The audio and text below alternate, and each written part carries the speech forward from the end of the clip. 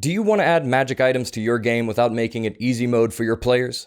This week, I discuss 10 of my favorite items in 5e that your players will love to have, but will not break your game.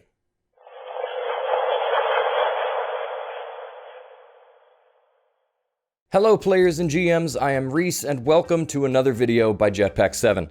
Before we get started, I just want to send a big shout out to everyone who has felt compelled to comment on my videos so far. It would seem that you all think I missed the mark a bit on my last video, and I think it's awesome that you all are invested in my content enough to give such detailed explanations as to why you believe that I was wrong. So, in response, I will be making a revised wizard list taking into account your thoughts, and I will be starting a special series of videos that will be focused on responding to you, the commenters. As the idea shapes up and I figure out exactly how I want to do that, I'll have more information for you, so keep an eye out for those announcements. But expect it soon. Otherwise, remember to like, comment, subscribe, and hit the notification bell. It seriously does make a huge difference to the visibility of the channel, so thank you so much for everyone who's already done it. This week, I wanted to take a step back from the analytics and move towards more of an advice sort of thing with some of my favorite magic items. More specifically, I wanted to compile a small list of items that are fun, unique, useful, and won't throw off the balance of the game too much. I know a lot of DMs are hesitant to overload their world with magic items because it can make it relatively difficult to balance encounters and stuff when the players have such potent artifacts in their possession. This is a list of items just from the Dungeon Master's Guide, which shouldn't cause those kinds of issues, but will still make sure the players don't feel like they're playing in a low to no magic setting. So if you're a new DM, you could easily toss in any of these items and they will help you create new adventures for your party without causing you too much headache. I'm starting this list off with an item that has been in literally every campaign I've ever played, and I feel is kind of just the DM's go-to method of ignoring encumbrance rules: the Bag of Holding. There isn't anything super special about this item, just that your players will be super excited to have it if they've been going without. It can hold up to 500 pounds, but will always weigh 15. So this is basically just where the party can toss all their stuff when they aren't using them. Again, this one is less of an ooh, fun adventure item and more of just a necessity, because nobody likes dealing with encumbrance rules, players and DMs alike. Unless you really enjoy doing the math to figure out carrying capacity, as well as individually tracking exactly how much each character is carrying and how much it all weighs. Not much to say about this one, probably just let your players suffer through carrying stuff for 2 to 3 levels and then toss a Bag of Holding their way. They'll be happy to have it. Next up is a personal comedic favorite of mine, the Alchemical Jug. This item is just a big jug that can produce a certain type and amount of liquid each day, selecting from a list.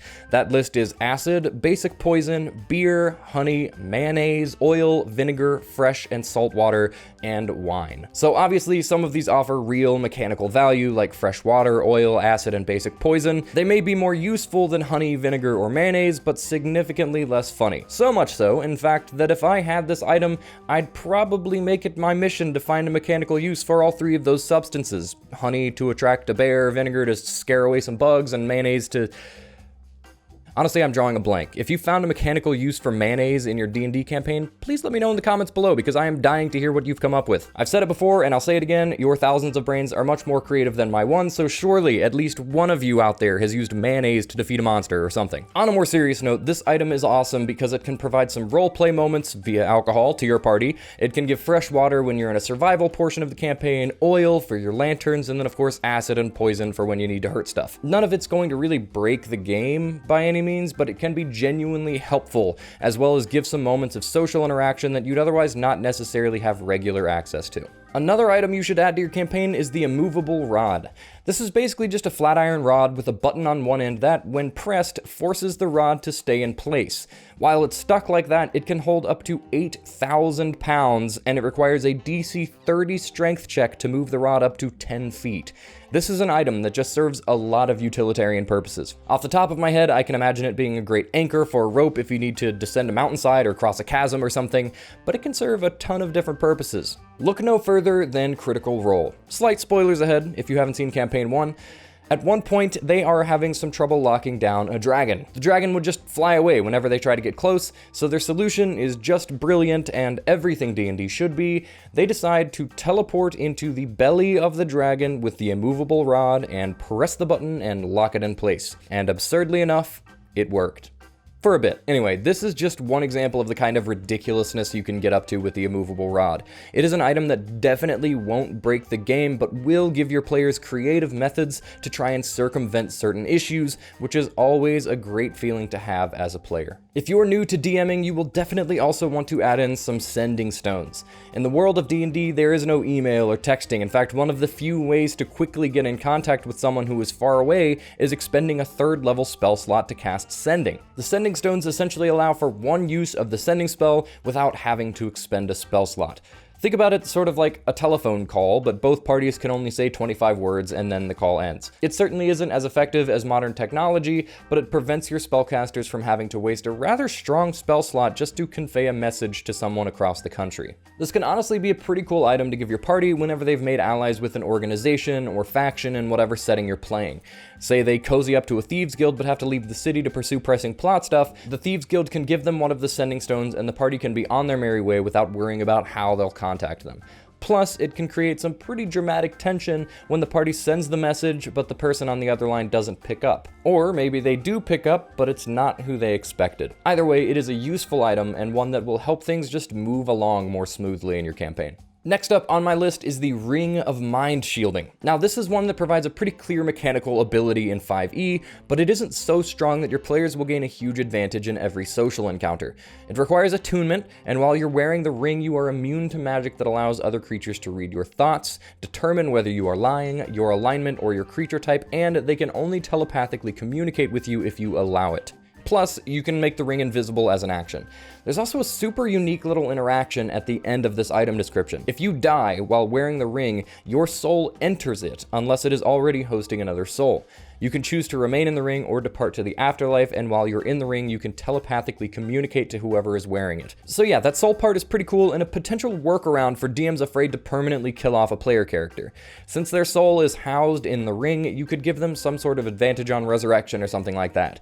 The coolest part to me though is the actual mind shielding bit, because nothing feels cooler than being the talker of the group and knowing that nobody can guarantee if you're lying or telling the truth. This item essentially creates a brick wall between whoever you're talking to and the truth, and that feels so dang good to know. Give this to whoever is your charisma person in your party and they will be able to rule social encounters, but not so much that it will ruin any chances of outwitting your party. Again, insight checks would still work as usual, but they won't be able to pry any deeper than that. There are some really cool legendary items in 5e, and one of my favorites that doesn't really get utilized enough is Sovereign Glue and Universal Solvent. Sovereign Glue is every carpenter's wet dream, a glue that can literally only come undone if you apply Universal Solvent, Oil of Etherealness, or a Wish spell. Basically, it is just a really strong glue that is completely unbreakable barring 3 circumstances, and if you can't think of a fun way to use that, then I don't know what to tell you. The number of classic pranks that can be taken to the next level with a godlike adhesive is truly remarkable. I had a really brilliant moment in a campaign I was playing in which the DM had a devil tell me that this viscous fluid would ensure that I'm telling the truth or something, and that if I put it on my hand and place it on an altar, then they'll believe me. So me, being very smart and intuitive, did exactly that. And that is how my wildly intelligent wizard character got stuck to a wall in hell. Again, this item is considered legendary, but you have to be very creative with it to get someone to actually fall into its trap, which I think reduces its game-breaking ability quite a bit. Introducing this into your game will allow your players to feel as though they have access to rare, powerful magic without giving them a legendary weapon or armor. The next item is honestly one of my favorite items in the game, the Robe of Useful Items. I don't know why I like this item so much, but it is just a hilarious piece of imagery that honestly carries a fair amount of value if given to a low to mid-level party. It's essentially just a robe covered in patches, and when you pull the patches off, they turn into real items. It is guaranteed to have 2 patches of the following: a dagger, bullseye lantern, steel mirror, 10-foot pole, and 50 feet of hempen rope, and a sack. It also has other patches for which you roll on a D100 table. This table contains things like a bag of 100 gold pieces, a wooden ladder, a rowboat, 2 mastiffs, a pit that you can place on the ground, and a window that you can place on a vertical surface. I just really love the imagery of a character with a really shoddy looking robe ripping the patches off to slap a window onto the side of a castle and just waltz right in. Not to mention there are also healing potion patches. One of the patches is a horse. It is hysterical, honestly, and not a lie when it says it is a robe of useful items. I think I like this item so much because it gives you options. It is the D&D equivalent of a Swiss Army knife, and that will encourage your players to use these options as creative solutions to problems you've presented. None of the items are going to break the game because most of them are basic equipment that you can buy for pretty cheap, but when you find yourself in need of a rowboat and there isn't one present, if there's a rowboat patch on your robe, then you sure as hell are going to use it. The next item is a quickie because there isn't a whole lot to say about it, the Slippers of Spider Climb.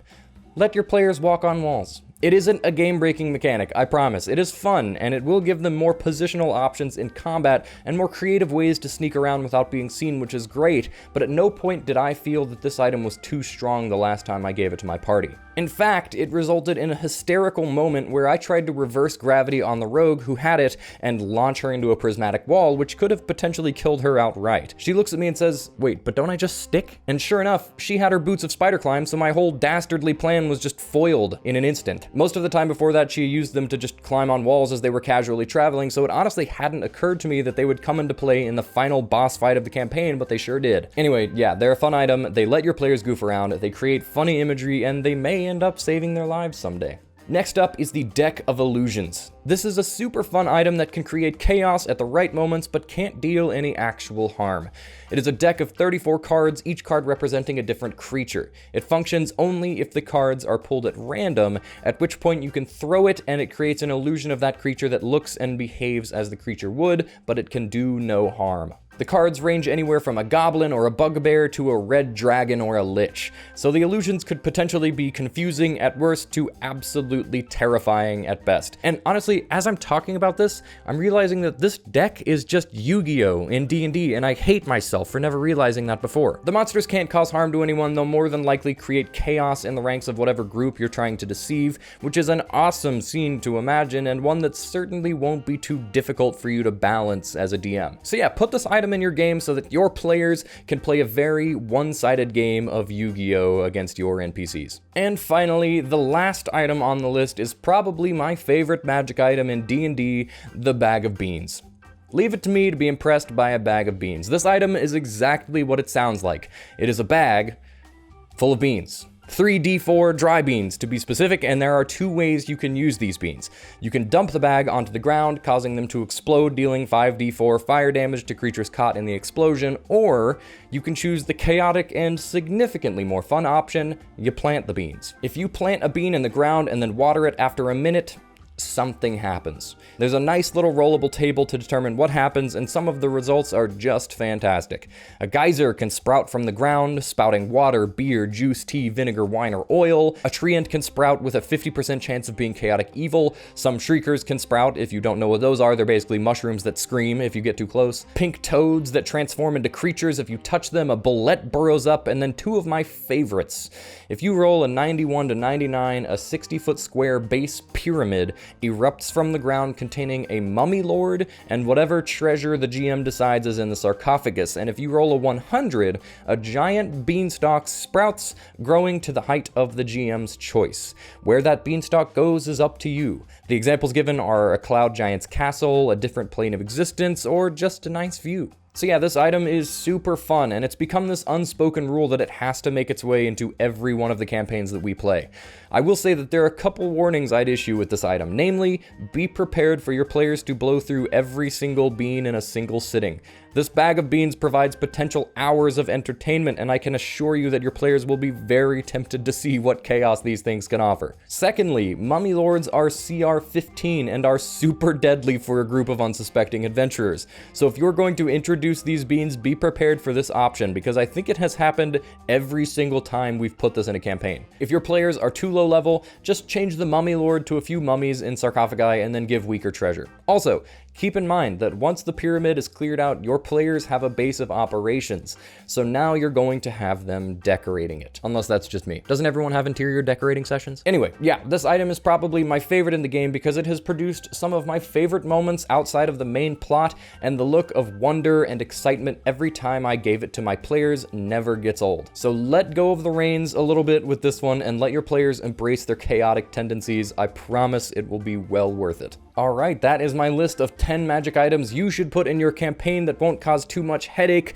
Obviously, there are tons of other magic items that can be fun and awesome without being particularly game-changing, so let me know in the comments other items that you've enjoyed, and they may make it into the next video. I look forward to seeing what you all have to say, but until then, thank you very much for watching, and I'll see you around.